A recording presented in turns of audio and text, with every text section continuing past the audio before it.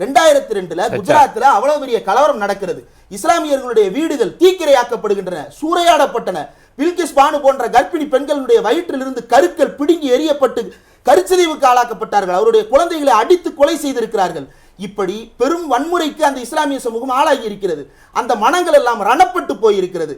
அந்த பெண்களையும் அந்த பிள்ளைகளையும் அந்த ஆண்களையும் காப்பாற்றி கொண்டு போய் அவங்களை எல்லாம் கேம்ப்ல வச்சு அவங்களுக்கான நிவாரண பணிகளை செஞ்சோம்னா, அதுக்கு அன்றைய குஜராத் முதலமைச்சர் மோடி என்ன சொல்றாரு, பிள்ளைக்குட்டி பெத்துக்கிட்டு இருக்கிற கேம்புக்கு நான் நிதி கொடுக்கணுமா அப்படின்னு சொல்லிட்டு கேட்கிறாரு.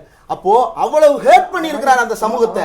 அப்ப அந்த சமூகத்துக்கு ஒரு குறைந்தபட்ச அனுதாபத்தை காட்டுவது அப்படின்றது எந்த வகையில் தவறாகும்? ஒரு சமூகத்துக்கு நீங்க பேசுறப்ப திரு ராமசாமி மையப்பன் தயவு செய்து அமைதியாக இருங்கள். நீங்க பேசுறப்ப நான் பேசுறேன், நீங்க பேசுறப்ப நான் பேசவே விட மாட்டேன். இல்ல I can interrupt you, I can stop you, I can accuse you. இந்த ஸ்டேட்மென்ட் பேச விடாம அப்படியே போயிட்டே இருக்கலாம்.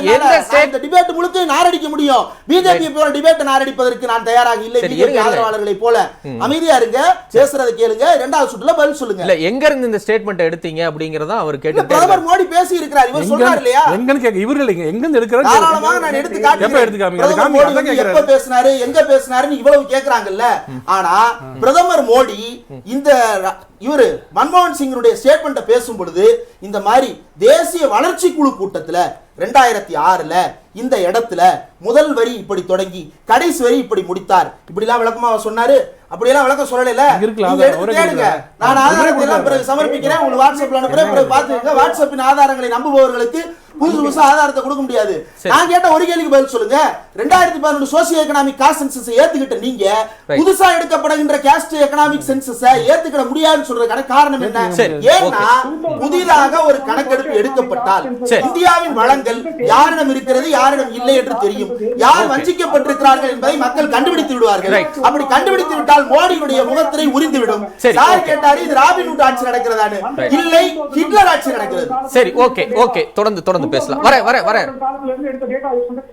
வர ராமசாமி வரேன்.